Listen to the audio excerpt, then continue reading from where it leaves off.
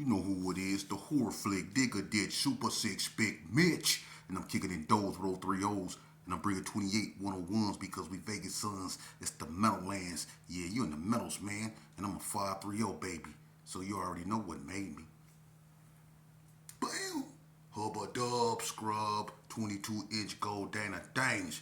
Never McLean's. On them things. Nah, I'm just playing. Welcome to Vegas Chronicles, man. With the host, Big Mitch. Today, like any other day, you know what we do. We kick actual factuals, man. Shout out to everybody that's been rocking with my small platform, man. We got things moving and grooving, man. I'm gonna be doing things and bringing people on the other platform, man. And you know, we just keep the ball rolling, man, and get to where we trying to be. But today, I want to talk to y'all about something. People ask me questions in the comment sections, and I answer them. I try to, at least. I did a video about the Crip alliance and which one was the most aggressive, toward, the Gershon back when, all that madness was going on. And someone asked me, well, what was the worst blood alliance? Honestly, one thing about the Bloods that's unique is that they always stuck together. So there was always an alliance with all of them, basically. A blood was just a blood in Vegas. So whether you was from the hood, Burgundy Square, West Coast, or Piru, or PB, which is the main blood hoods, then you was just a blood and they all roll together in unison as one. But what I would say concerning that is this. I think the worst it got, other than when it started in 87, I think, at the Conference End, other than when it started between the Gershons and the Coast, I think the worst it got between the Gershons and the Bloods is when and that is just my opinion, and people might not agree, but I was really out there, and I'm gonna just tell you my opinion of it is I think the worst it got between the Gershons and the Blood is when Bad Loc, Paul Synagogue from Burgundy Square, Piru, was unalived. When that happened, I think it really shook up the Bloods because he was a beloved member. They really loved Bad Loc.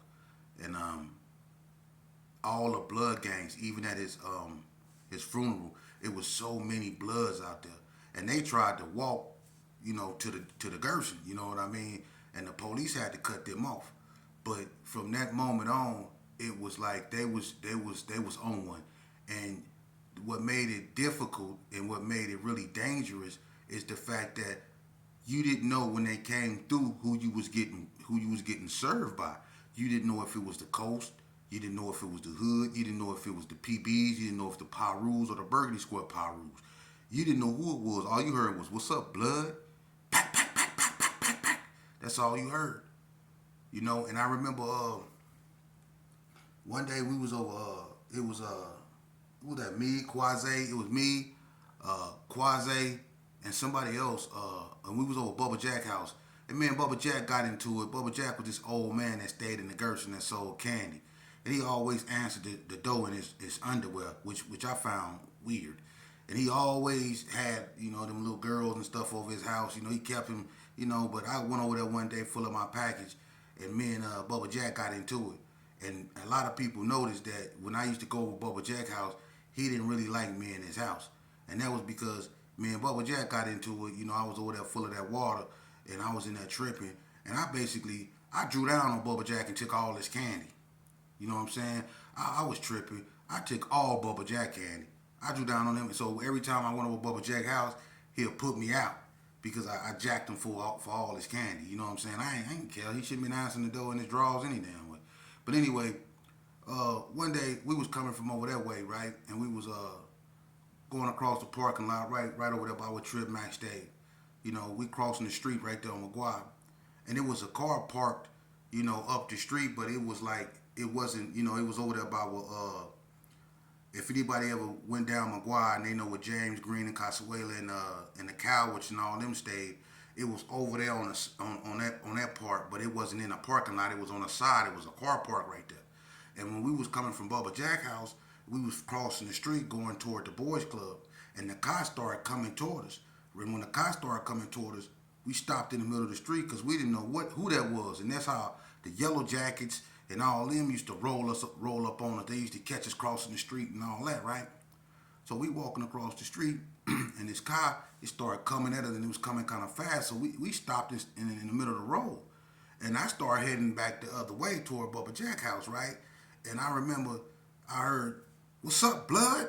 And man, look here, boom, boom, boom, boom, boom, boom, boom, boom, boom. I mean, I was gone. I don't know what quads they ran, but I was up out of there. And my thing is this right here. That's what I was talking about in my last video. When these streets was really dangerous out here in Vegas, what a lot of these cats was. They was nowhere around. This is the type of stuff that I'm talking about. You know? And I remember me and Brad went and borrowed Billy Fletcher car. We rolling in Billy Fletcher car. He had a burgundy photo Brougham. We was rolling around in that car, right? Just doing our thing. We went up there to the AM/PM that they call it Bells now, right there on Owens and H, and it was AM/PM back then. We rolled up there. I seen a little youngster that was standing next to the little 24-hour sign or whatever, the little AM/PM sign, and I knew he was a B-dog. You know what I'm saying? The way he was dressed. You know what I'm saying? So we roll up on him. I said, "What's up?" He said, "What's up?" I said, "Gerson." He said, "F the Gerson." Straight up. I jumped out the car. You know, I was in the car with UB, Gilligan, and Bread. I jumped out the car, and the dude ran in the store. I running up behind him. I'm in a blood store, but I was drunk. I didn't care. I got Bread and UB with me. I ain't tripping. So they get out the car. We go in the store. Bread, they see Bread, everybody eyes like this.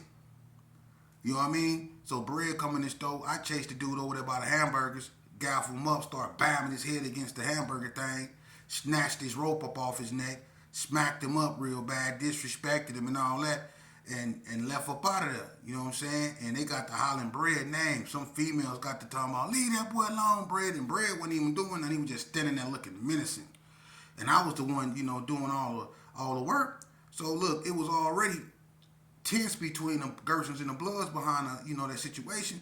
So when we get back in the car and we drive up toward we go up A Street, we turn down Mac Williams, and we going down Mac Williams, and when we get toward the end of Mac Williams, I noticed, in the rear view, I'm seeing like a car on it is on us, and I'm like, "Brad, I think somebody following us." And he's like, "Man, nobody following us. He's semi-drunk. He ain't tripping." So he punched it, and then when he got toward the Eddie guy, he busted you. And when he busted you, that same cop busted you too, and you seen about 5 heads go when they did that U-turn. When we punched it down, back down toward A Street, they was working on a road right there at the end of it. Anybody from the coast remember when they was working on that road down there toward the end of A Street, end of Mac Williams, where it turned into H? It was just dirt right there. The street turned into just straight gravel, right? So when we hit that, the Cadillac started fishtailing, like, swerving. They drove right up on the side of us, and one of them just got to leaning out the car, pack. They towed Billy Fletcher car up, man. And then when we pull off and we finally get unstuck, because me and Brad was up under the dash. So when we get unstuck and we pull up A Street over there by that church, right, the police pull us over. The car shot out. Bad, smoking. I'm talking about doing this. The car shot up. They tow us up. And that's what I be saying, about a lot of these cats up out here that was all. See, where y'all was when all this was going on, you was nowhere around, man. But that's when Vegas was really turned up. Because not only was the Bloods coming through there, the NTGs was coming through there. And the ABMs was tripping with Face Down. Everybody was tripping. Everybody.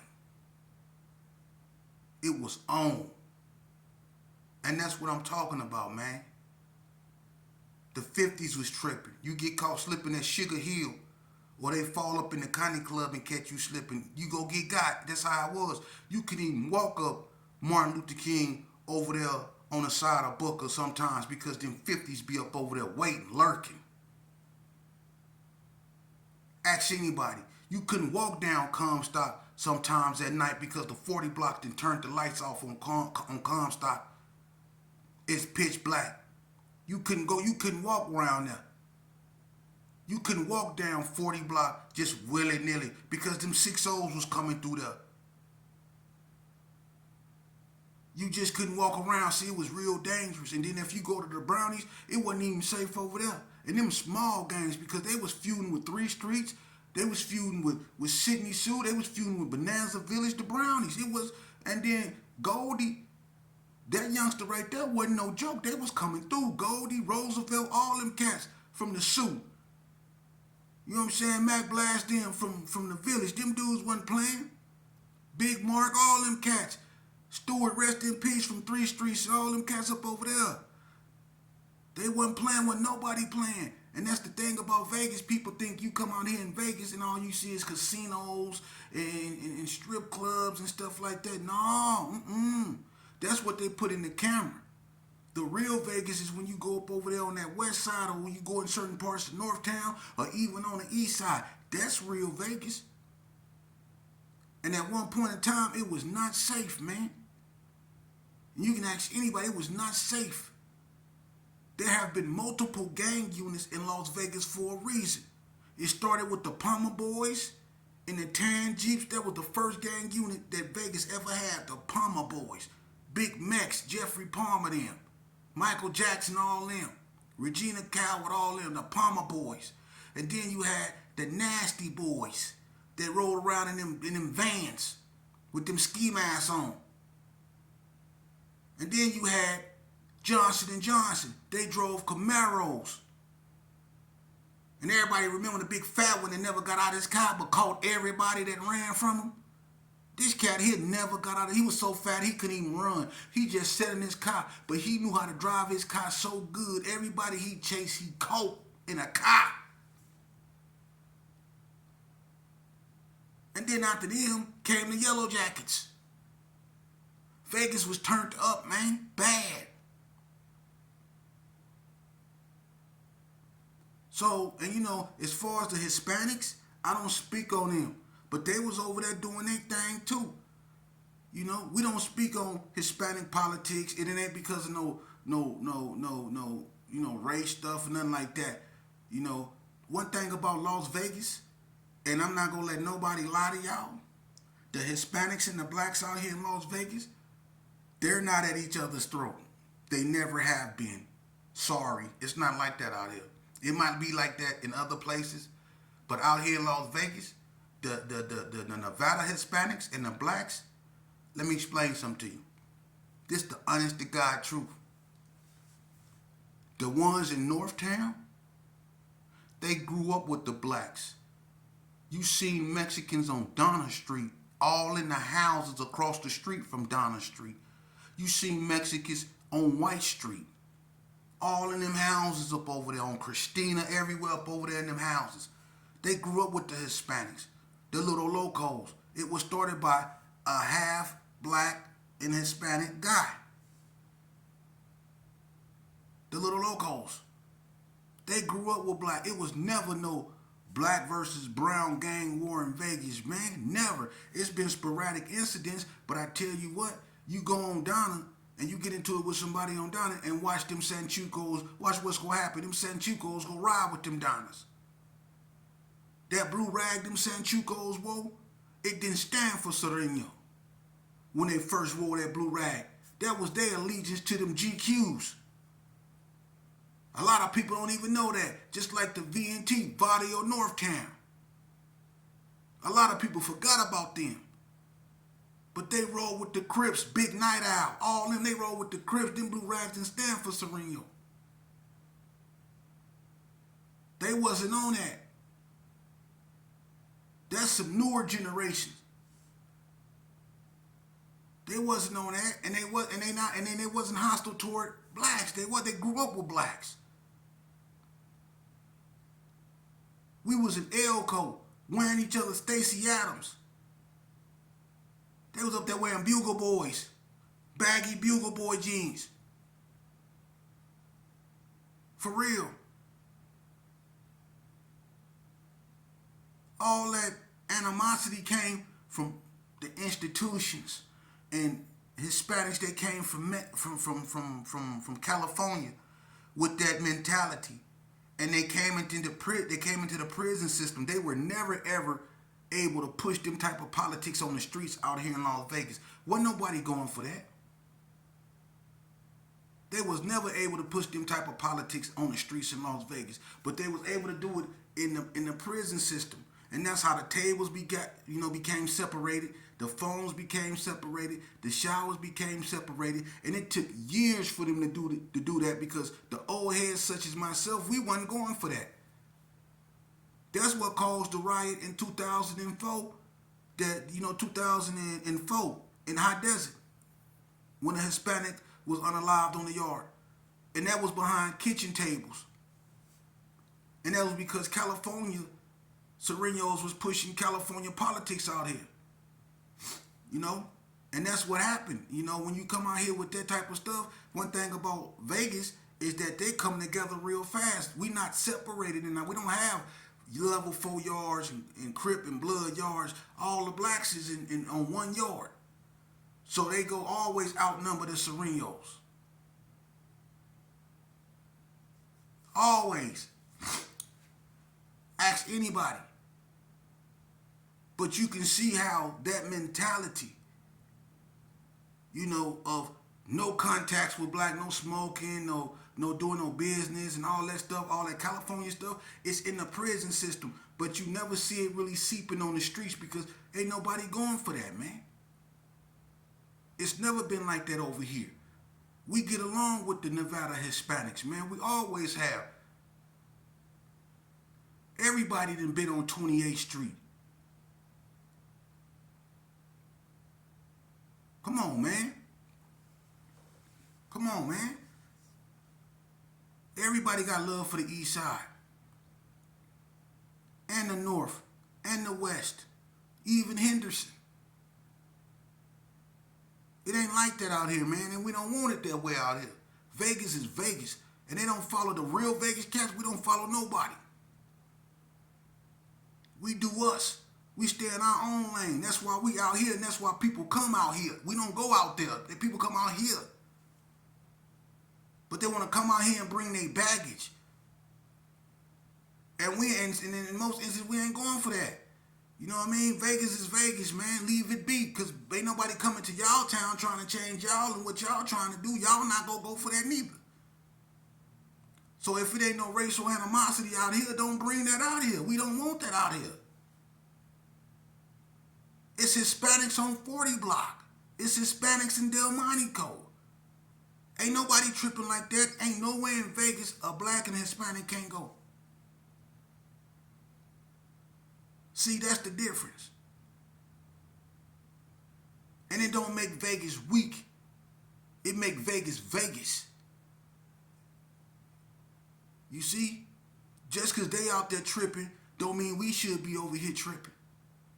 That's being a follower. That's why I didn't like that stuff that was going on in prison, because I felt a lot of Hispanics became followers because they got up under something that wasn't even a part of Nevada. They got up under a California Constitution that don't got nothing to do with Nevada. That's why I respect the ones that became Nevada Torres. They kept their Vegas identity. I respect that.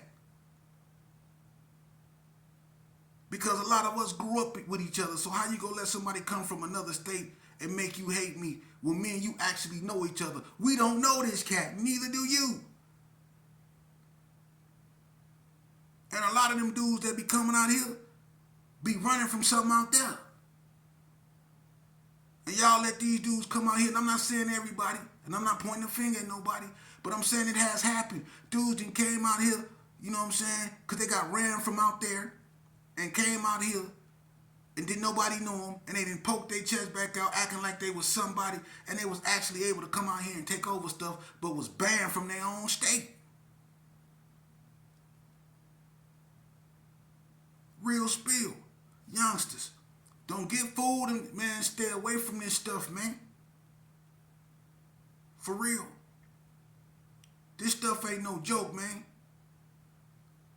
And what y'all see going on is real, man. Ain't nothing getting no better, man.